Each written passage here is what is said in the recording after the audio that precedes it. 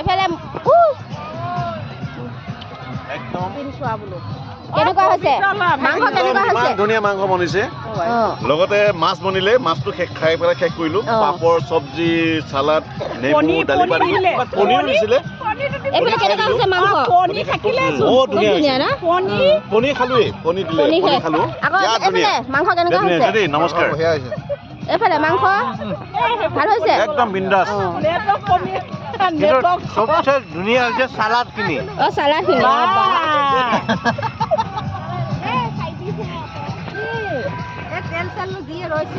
পেলাই হেলাই অৱস্থা চৌকে আহি একে খালী আৰু মানে দেই চৌকে আহি একদম খালী